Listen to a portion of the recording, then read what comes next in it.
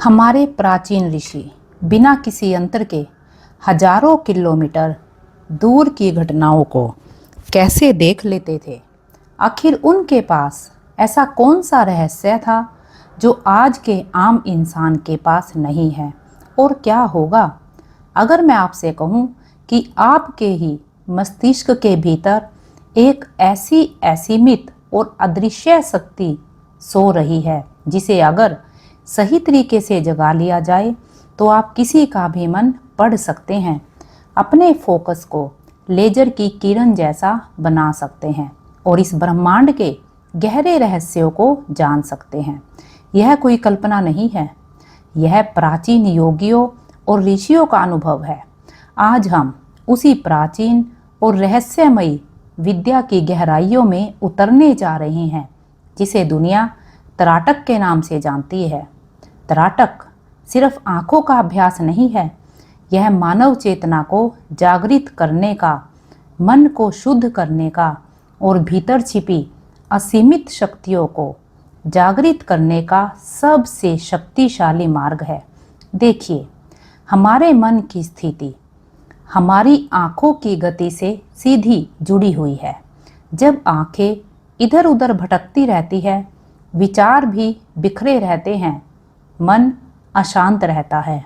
लेकिन जैसे ही आप अपनी दृष्टि को एक ही बिंदु पर पूरी तरह स्थिर कर देते हैं, मन की तरंगें शांत होने लगती हैं और भीतर एक गहरी शून्यता उतरने लगती है। महर्षि पंतजलि ने अपने योग सूत्र में तराटक को मानसिक शुद्धि, एकाग्रता और असीमित शक्तियों को जगाने का सबसे अचूक मार्ग बताया है।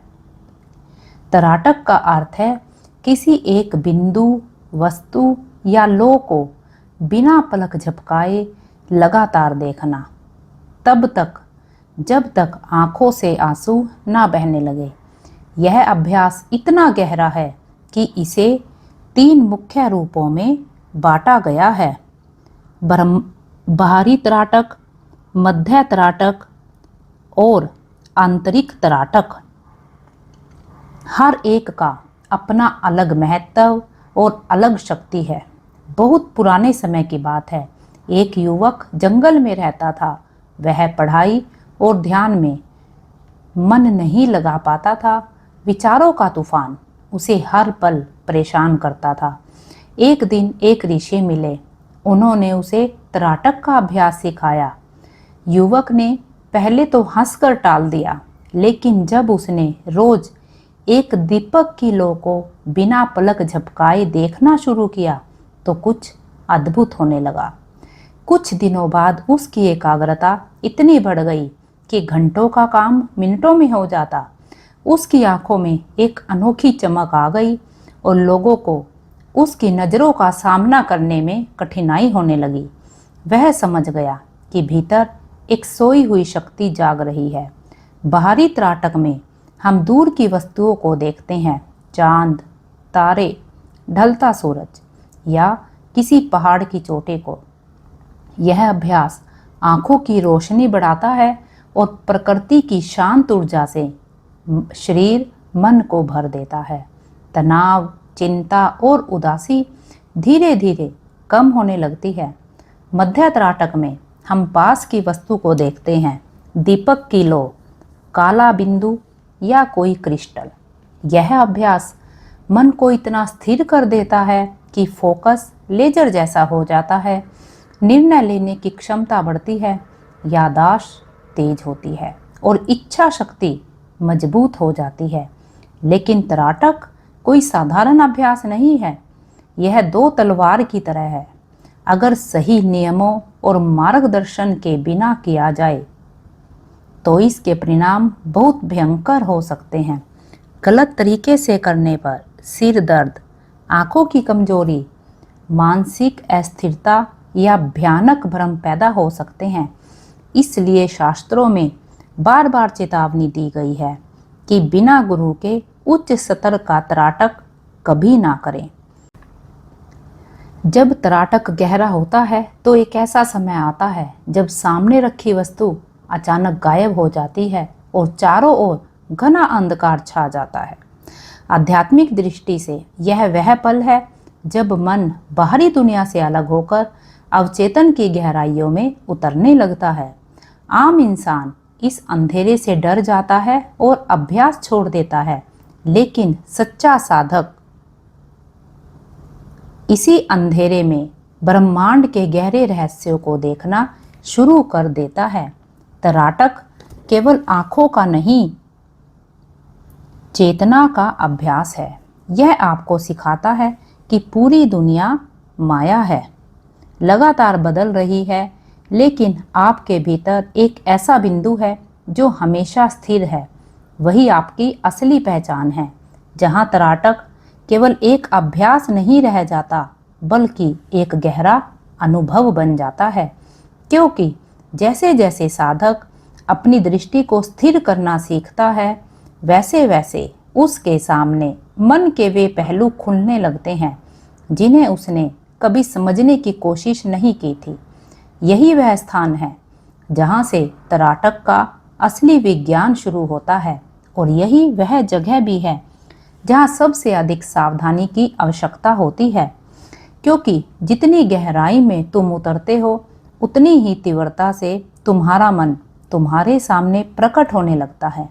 अब इस बात को समझो कि तराटक में अलग अलग वस्तुओं का उपयोग क्यों किया जाता है।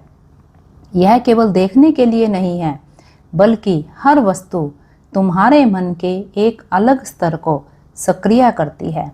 उदाहरण के लिए बिंदु तराटक, जिसमें साधक एक छोटे से काले बिंदु पर ध्यान केंद्रित करता है। यह अभ्यास तुम्हारे विचारों को एक जगह बांध देता है। जो मन हर क्षण इधर उधर भागता रहता है, वह धीरे धीरे एक दिशा में स्थिर होने लगता है। इससे तुम्हारी एकाग्रता इतनी तीव्र हो सकती है कि तुम किसी भी कार्य में गहराई तक उतर सकते हो। लेकिन जब हम तराटक के अगले स्तर पर जाते हैं तो यह और गहरा हो जाता है। यहाँ आता है दर्पण तराटक, जिसे सबसे शक्तिशाली और साथ ही सबसे खतरनाक अभ्यासों में से माना गया है। इसमें साधक अपनी ही आंखों में देखता है, अपने ही प्रतिबिंब को निहारता है, और धीरे धीरे यह देखने का कार्य केवल बाहरी नहीं रहता, बल्कि भीतर की यात्रा बन जाता है। इस अवस्था को समझने के लिए मनोविज्ञान का एक सिद्धांत भी महत्वपूर्ण है। एक ऐसा रूप जिसे वह दुनिया से छुपाता है, एक ऐसा रूप जिसे वह दुनिया से छुपाता है और स्वयं से भी स्वीकार नहीं करता। जब साधक दर्पण तराटक करता है तो धीरे धीरे यही छाया स्वरूप सामने आने लगता है। शुरुआत में सब कुछ सामान्य लगता है। तुम अपने ही चेहरे को देखते हो, अपनी ही आंखों को पहचानते हो, लेकिन जैसे जैसे तुम्हारी दृष्टि स्थिर होती जाती है, तुम्हारा चेहरा बदलता हुआ महसूस होने लगता है। कभी तुम्हें लगता है कि तुम्हारा चेहरा अलग हो गया है, कभी अजीब आकृतियां दिखाई देने लगती हैं, और कभी ऐसा भी प्रतीत होता है जैसे कोई और चेहरा तुम्हारे सामने आ गया हो। यह अनुभव बहुत से लोगों को डराता है, क्योंकि यह सामान्य नहीं लगता, लेकिन वास्तव में यह तुम्हारे ही मन का खेल होता है। तुम्हारे भीतर जो दबा हुआ है, जो तुमने कभी स्वीकार नहीं किया, वही इस अभ्यास के दौरान सामने आता है, और यही सबसे बड़ा खतरा भी छिपा हुआ है। यदि साधक का मन मजबूत नहीं है, यदि वह अपने ही भीतर उठने वाले इन अनुभवों को समझ नहीं पाता, तो वह भ्रमित हो सकता है, उसे डर लग सकता है, और यही डर उसे इस अभ्यास से दूर कर सकता है। इसलिए प्राचीन ग्रंथों में बार बार कहा गया है कि इस प्रकार के गहरे अभ्यास को बिना सही मार्गदर्शन के नहीं करना चाहिए। अब हम तराटक के अगले और सबसे गहरे स्तर की ओर बढ़ते हैं, जिसे आंतरिक तराटक कहा जाता है। यह वह अवस्था है जहाँ बाहरी वस्तु केवल एक माध्यम बन जाती है और असली ध्यान भीतर की ओर मुड़ जाता है। जब साधक किसी लो या बिंदु को देखने के बाद अपनी आंखें बंद करता है तो वही छवि उसकी बंद आंखों के पीछे दिखाई देने लगती है। यह कोई साधारण घटना नहीं है, यह वह स्थान है जिसे प्राचीन परंपराओं में आज्ञा चक्र कहा गया है। आधुनिक विज्ञान इसे मस्तिष्क के एक महत्वपूर्ण भाग से जोड़ता है जिसे पीनियल ग्रंथि कहा जाता है। यही वह स्थान है जहाँ से हमारी चेतना के गहरे स्तर जुड़े होते हैं। जब त्राटक का अभ्यास गहराता है तो इस क्षेत्र में सक्रियता बढ़ने लगती है और साधक को ऐसे अनुभव होने लगते हैं जो सामान्य स्थिति में संभव नहीं होते। कई बार ऐसा लगता है जैसे बंद आंखों के पीछे प्रकाश चमक रहा है, जैसे कोई ऊर्जा प्रवाहित हो रही है और धीरे धीरे यह अनुभव और भी गहरा हो सकता है। लेकिन यहाँ एक और महत्वपूर्ण बात समझनी आवश्यक है। जब यह प्रक्रिया शुरू होती है तो शरीर और मन दोनों पर इसका प्रभाव पड़ता है। कई बार साधक को अपने शरीर में अजीब अनुभव होते हैं, कभी रीढ़ में गर्मी महसूस होती है, कभी शरीर भारी या हल्का लगता है और कभी ऐसा भी लगता है जैसे आसपास कोई उपस्थिति हो। यह अनुभव सामान्य है, लेकिन यदि इन्हें समझा ना जाए तो यह भय का कारण बन सकते हैं। यही कारण है कि कई लोग इस अवस्था तक पहुंचकर वापस लौट जाते हैं। अब प्रश्न यह उठता है कि ऐसा क्यों होता है? जब साधक अपने मन की सीमाओं को तोड़ने की कोशिश करता है तो उसका मन स्वयं उसका विरोध करने लगता है। मन हमेशा पुरानी अवस्था में रहना चाहता है, वह परिवर्तन से डरता है, इसलिए वह तरह तरह के भ्रम उत्पन्न करता है, डर पैदा करता है ताकि साधक आगे ना बढ़ सके। यही वह क्षण होता है जहाँ वास्तविक परीक्षा होती है। जो साधक इस डर को समझ लेता है, उसे पार कर लेता है, वही आगे बढ़ पाता है। अब इस पूरे भाग का सार समझो। त्राटक केवल एक देखने की क्रिया नहीं है, यह अपने मन के साथ एक सीधा सामना है। यह तुम्हें तुम्हारे भीतर की उस सच्चाई से मिलाता है जिससे तुम अब तक बचते आए हो। और यही कारण है कि यह अभ्यास जितना शक्तिशाली है उतना ही संवेदनशील भी है। इसे समझ के साथ करना आवश्यक है। यदि यह तुम्हें उस दिशा में ले जा सकता है जहां तुम्हारी चेतना का विस्तार संभव है, साधक इस साधना में गहराई तक उतरता है। उसे केवल बाहरी अनुभव ही नहीं होते, बल्कि भीतर एक गहरा संघर्ष भी शुरू हो जाता है। और यही वह स्थान है जहां अधिकतर लोग रुक जाते हैं, क्योंकि यहाँ उन्हें अपने ही मन के उस हिस्से का सामना करना पड़ता है जिससे वे जीवन भर बचते रहे। यह वह अवस्था है जहाँ भय, असुरक्षा और दबे हुए भाव एक एक करके सतह पर आने लगते हैं। और यदि साधक तैयार नहीं होता तो वह इन अनुभवों से घबरा सकता है। जब त्राटक का अभ्यास निरंतर किया जाता है तो एक ऐसा समय आता है जब आंखों से अश्रु बहने लगते हैं और बहुत से लोग इसे केवल एक शारीरिक प्रतिक्रिया समझते हैं, लेकिन प्राचीन ग्रंथों में इसे एक गहरे शुद्धिकरण के रूप में देखा गया है। यह केवल आंखों की सफाई नहीं है, यह मन के उन दबे हुए भावों का भी मुक्त होना है जो वर्षों से भीतर जमा थे। जैसे जैसे यह प्रक्रिया गहराती है, साधक को अपने भीतर एक विचार और स्मृतियाँ दिखाई देने लगती हैं जिन्हें वह सामान्य अवस्था में कभी नहीं देख पाता। इस अवस्था में एक और महत्वपूर्ण परिवर्तन होता है, वो जिसे अहंकार का टूटना कहा जा सकता है। साधारण जीवन में मनुष्य अपने बारे में एक निश्चित छवि बना लेता है। वह सोचता है कि वह कौन है, उसका स्वभाव कैसा है, उसकी सीमाएं क्या हैं। लेकिन त्राटक के गहरे अभ्यास में यह सारी धारणाएं धीरे धीरे टूटने लगती है। लेकिन यह अनुभव आसान नहीं होता। जब तुम्हारी बनाई हुई पहचान टूटती है तो एक खालीपन उत्पन्न होता है, और यह खालीपन कई लोगों के लिए असहज होता है। उन्हें लगता है वे कुछ खो रहे हैं। जबकि वास्तव में वे अपने पुराने भ्रमों से मुक्त हो रहे होते हैं। यही कारण है कि इस अवस्था में धैर्य और समझ सबसे अधिक आवश्यक होते हैं। अब इस अवस्था को एक कथा के माध्यम से समझो। एक बार एक शिष्य अपने गुरु के पास गया और बोला कि उसे ध्यान के दौरान बहुत डर लगता है। उसे ऐसे लगता है जैसे वह अपने आप को खो रहा है।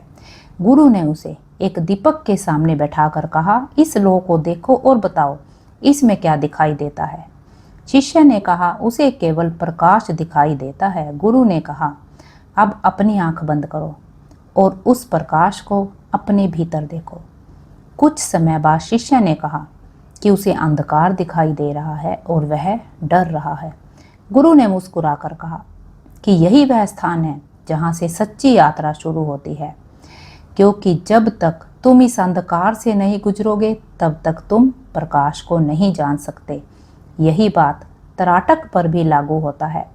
जब साधक इस अंधकार और भय को समझ लेता है, उसे स्वीकार कर लेता है, तो उसका मन पहले की तरह चंचल नहीं रहता। उसके विचारों में स्पष्टता आने लगती है। उसकी दृष्टि में एक अलग प्रकार की गहराई दिखने लगती है। अब एक और महत्वपूर्ण बात समझो। तराटक का उद्देश्य केवल अनुभव प्राप्त करना नहीं है। कई लोग इन अनुभवों में ही उलझ जाते हैं। उन्हें लगता है यही साधना का लक्ष्य है, यही वास्तव में एक मार्ग है। असली उद्देश्य है मन को इतना स्थिर करना कि वह तुम्हारे नियंत्रण में आ जाए। जब वह अवस्था आती है तो साधक के जीवन में एक बड़ा परिवर्तन आता है। वह बाहरी परिस्थितियों से इतना प्रभावित नहीं होता। उसका ध्यान अधिक केंद्रित हो जाता है और वह अपने निर्णय अधिक स्पष्टता के साथ लेने लगता है। लेकिन यहाँ भी एक सावधानी आवश्यक है। इस शक्ति का उपयोग कैसे किया जाए, यह बहुत महत्वपूर्ण है। यदि इसे केवल अपने लाभ के लिए उपयोग किया जाए तो यह सीमित रह जाती है। लेकिन यदि इसे समझ के साथ, संतुलन के साथ, जागरूकता के साथ उपयोग किया जाए तो यह साधक को एक उच्च अवस्था में ले जाती है। यह स्वयं को देखने की कला है। यह तुम्हें तुम्हारे भीतर ले जाता है, तुम्हारे उन हिस्सों तक जिन्हें तुमने कभी देखा नहीं, और यही इसकी सबसे बड़ी शक्ति है। इससे धीरे धीरे तुम्हारा मन शांत होने लगता है, तुम्हारी एकाग्रता बढ़ती है और अंत में यही सत्य सामने आता है कि जो शक्ति तुम बाहर खोज रहे थे वह हमेशा से तुम्हारे भीतर ही थी। तराटक केवल उस शक्ति को पहचानने का साधन है।